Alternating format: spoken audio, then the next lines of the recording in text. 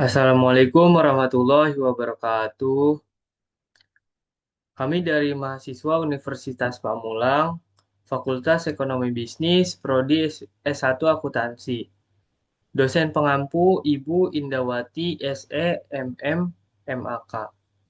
Mata kuliah Akuntansi Manajemen. Kami dari kelas 05 Sake 010. Nama saya Rifki Zulfauji. Nama saya Muhammad Syahrul Akmaluddin. Kami akan menyampaikan materi masalah internasional dalam akuntansi manajemen.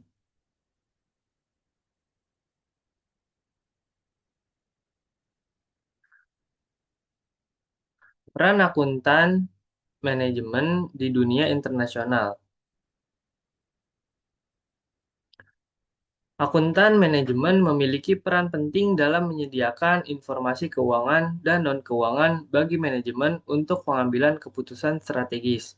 Dalam konteks internasional, akuntan harus memahami yang pertama, memahami perbedaan standar akuntansi antar negara, misalnya IFRS atau PSAK. Yang kedua, mengikuti perkembangan sistem informasi dan ekonomi global. Yang ketiga, menilai risiko keuangan dan politik di negara tempat perusahaan beroperasi. Peran akuntan manajemen bukan hanya menghitung angka, tetapi juga memberikan analisis dan rekomendasi bisnis lintas negara. Perusahaan multinasional atau multinational corporation, yaitu perusahaan yang beroperasi di beberapa negara dengan pengendalian pusat di negara asal.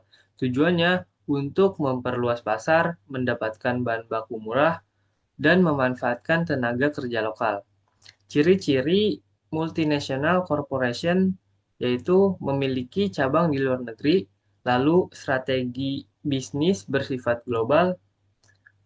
Lalu yang ketiga, umumnya bergerak di sektor manufaktur. Dan yang keempat, menciptakan lapangan kerja dan sumber pajak di negara tujuan. Tingkat keterlibatan MNC dalam perdagangan internasional.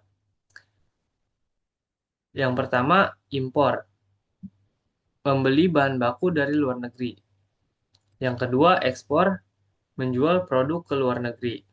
Yang ketiga, joint venture, bekerja sama dengan perusahaan lokal di negara lain.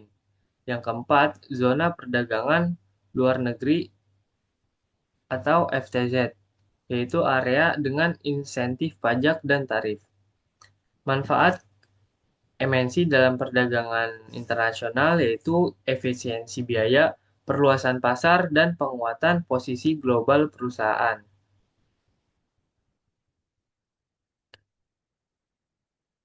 Nilai tukar mata uang asing. Nah, perusahaan internasional harus bertransaksi dengan berbagai mata uang. Fluktuasi nilai tukar dapat menyebabkan kerugian atau keuntungan. Jenis jenis risiko yang pertama, risiko transaksi, yaitu yaitu perubahan kurs mempengaruhi pembayaran. Yang kedua, risiko ekonomi itu mempengaruhi nilai arus kas masa depan. Yang ketiga, risiko translasi, yaitu mempengaruhi laporan keuangan konsolidasi. Solusi dari eh, risiko-risikonya yaitu perusahaan dapat melakukan hedging lindung nilai menggunakan instrumen derivatif seperti forward, forward swap, future atau option contract untuk mengurangi risiko. Selanjutnya akan dilanjutkan oleh Syahrul.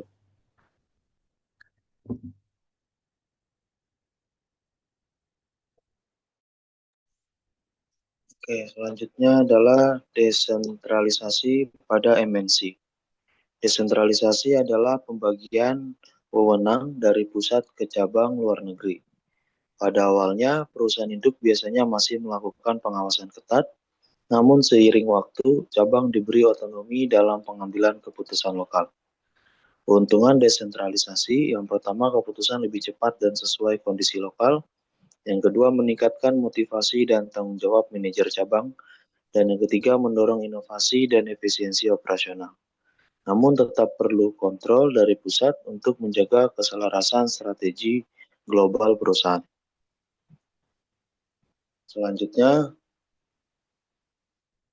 pengukuran kinerja perusahaan multinasional. Evaluasi kinerja mempertimbangkan yang pertama faktor ekonomi, itu stabilitas pasar modal dan inflasi.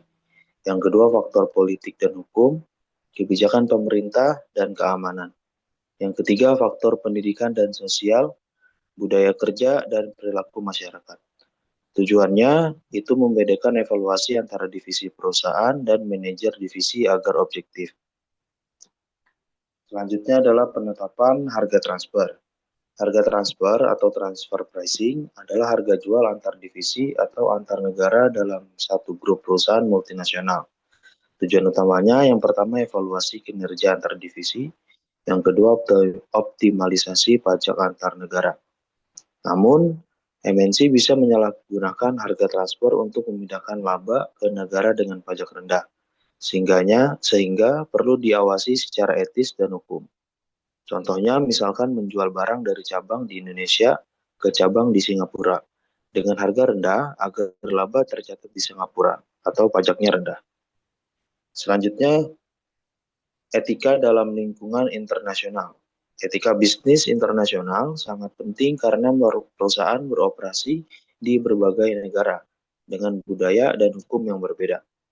Prinsip utamanya yang pertama menghormati hak asasi manusia, yang kedua menegakkan keadilan global, yang ketiga mematuhi hukum internasional, yang keempat meningkatkan kerjasama global, yang kelima menjaga lingkungan dan keberlanjutan, yang keenam menghindari agresi dan konflik militer. Akuntan manajemen juga harus berperilaku etis, misalnya tidak memanipulasi data keuangan atau memanfaatkan celah hukum antar negara. Dan selanjutnya kita mengutip abstrak dari salah satu jurnal yang telah kita baca. Penelitian dilatar belakangi oleh meningkatnya kompleksitas lingkungan bisnis global dan digital yang ditandai oleh ketidakpastian tinggi atau VUCA. Peran akuntan manajemen telah berevolusi, menuntut kompetensi baru untuk menghadapi tantangan globalisasi, transformasi digital, dan isu berlanjutan. Tujuan penelitian ini adalah untuk mengkaji evolusi peran akuntan manajemen dalam lingkungan VUCA, mengidentifikasi kompetensi kunci yang dibutuhkan, dan merumuskan strategi adaptif. Penelitian ini menggunakan metode studi literatur untuk menganalisis berbagai sumber akademik yang relevan. Temuan menunjukkan bahwa akuntan manajemen membutuhkan kompetensi digital yang kuat, pemahaman lintas budaya, kemampuan manajemen risiko, dan pemahaman mendalam tentang isu keberlanjutan. Strategi adaptif yang direkomendasikan meliputi pengembangan program pelatihan, peningkatan kolaborasi antar fungsi, dan adopsi teknologi analitik data. Implikasi penelitian ini bagi praktisi akuntansi manajemen adalah perlunya pengembangan kompetensi dan adaptasi strategi untuk menghadapi tantangan lingkungan bisnis yang dinamis. Sekian materi yang telah kita sampaikan dan kita telah mengutip kesimpulan dari materi yang kita sampaikan. Yang pertama, akuntan manajemen memainkan peran strategis dalam bisnis global. Yang kedua, MNC harus mampu mengelola risiko nilai tukar, perpajakan, dan perbedaan budaya bisnis. Etika bisnis internasional menjadi kunci dalam menjaga reputasi dan keberlanjutan jangka panjang.